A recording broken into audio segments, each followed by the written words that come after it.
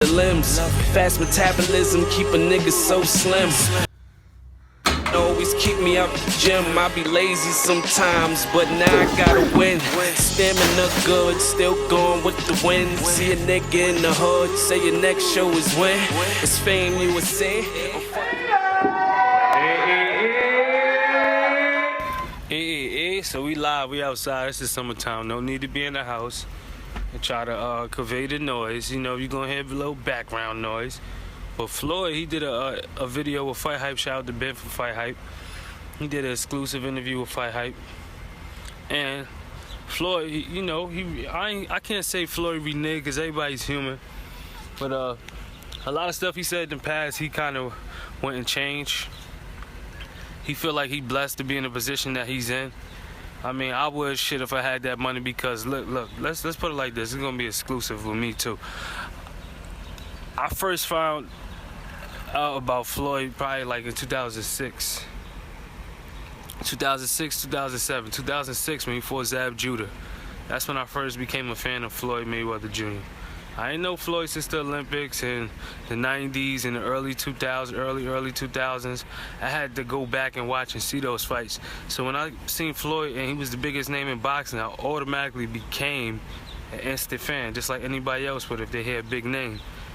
2006, I probably was a teenager at that time. I was a teenager, not probably, I was a teenager. So to come to find out with Floyd, I like Floyd ever since I saw him because his skill set and the way he used to just dominate. Nobody could touch him, nobody could even get close to him.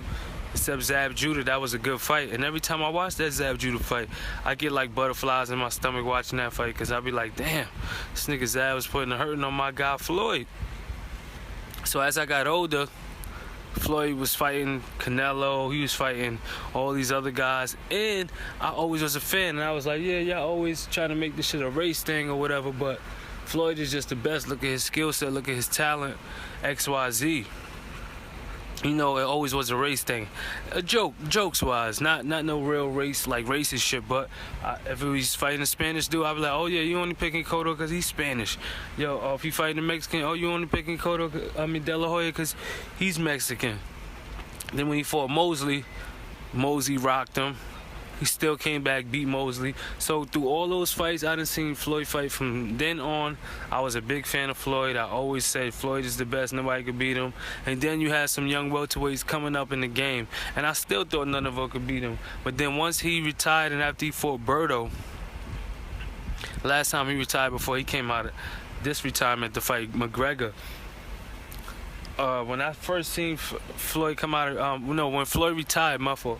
When Floyd retired and he fought Berto, I started to look at the young warriors, the young gladiators, the young lions, like Sean Porter, Keith Thurman, Earl Spencer's, Cal Brook, and how all these dudes is all up in the mix. And Floyd, you know, these are all black fighters with different skill set, different rhythm, different looks that all could trouble Floyd. That's what I thought, because I used to be like, damn, I was a big ass fan of Floyd, and all the black fighters he fought gave him a problem. Endo, Chop Corley, Emmanuel Augustus.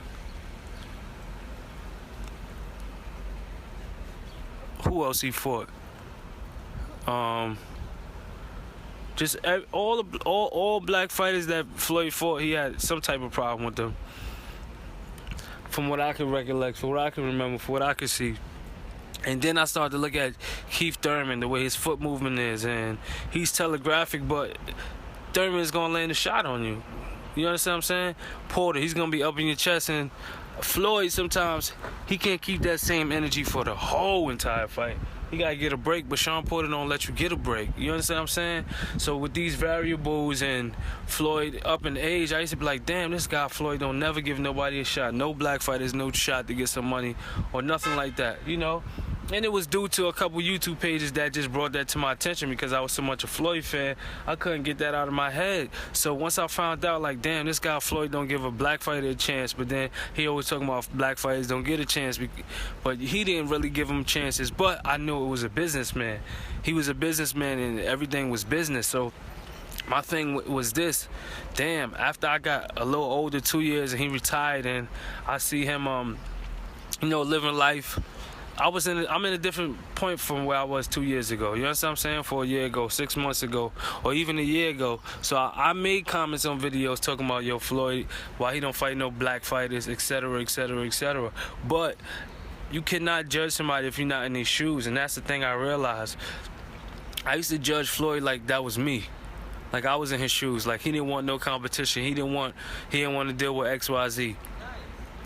I heard a lot of times that wasn't even the case. It was just more money. Like, say if I fought De La Hoya for $20 million, and then you got this black fighter called, Enterprise Renner.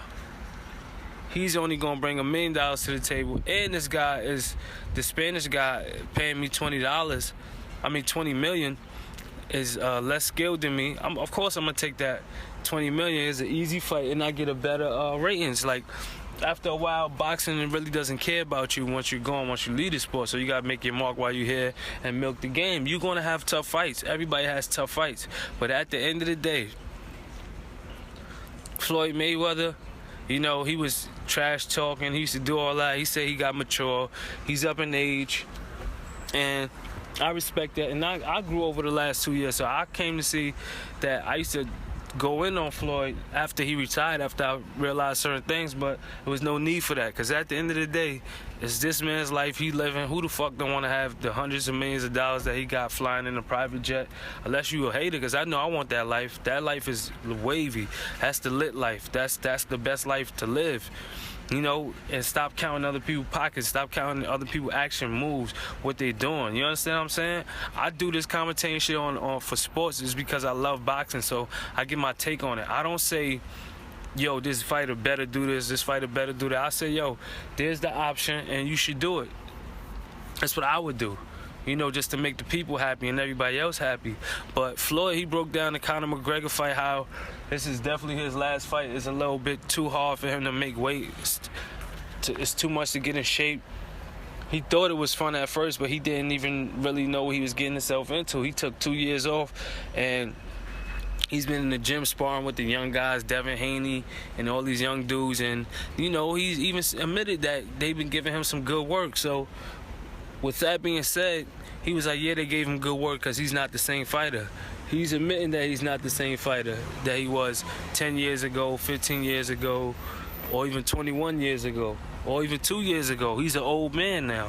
And, Conor McGregor is just a big fight. It's a big fight for the sport. It's a big fight for his legacy. So he'll cement his legacy 50-0.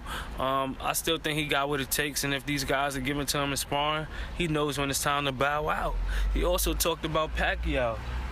Manny Pac-Man Pacquiao.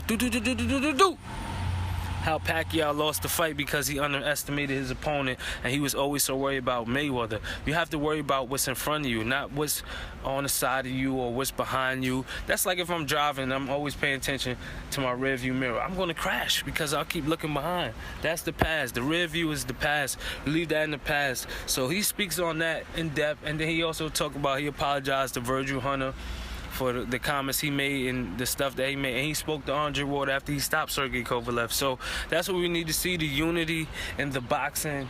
We need to see the unity between our culture. We need to see the unity between African Americans as a whole. We need to see unity in the boxing community on here. Like, there's a couple pages that I definitely do fuck with. I fuck with pages that I fuck with hard is 78 Sports. That's like the #1 channel that I fuck with on this shit.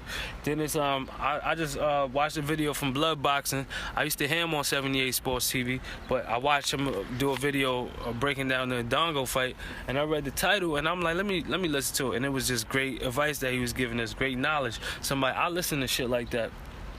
And if anybody come run across them, show them this video, let them know what's going on.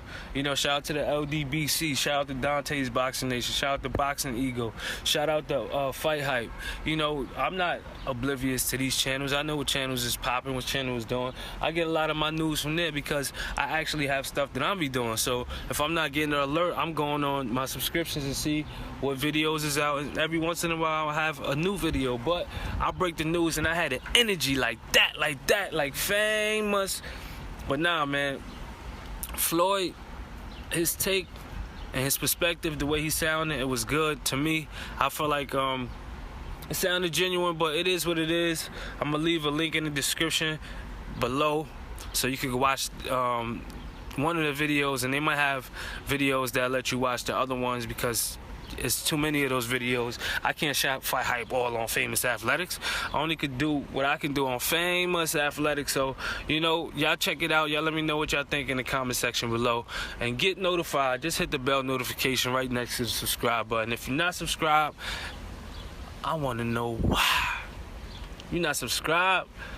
You know, it's a brand new channel. Once I get 100 videos, I feel like I'm lit. But yo, we gonna continuously hit y'all in the head every day with videos. Y'all let me know what y'all think about the Floyd interview, and you know, I'll be back with some more fire. It's Famous Athletics, and it's only one way out of here, and that's to fly out.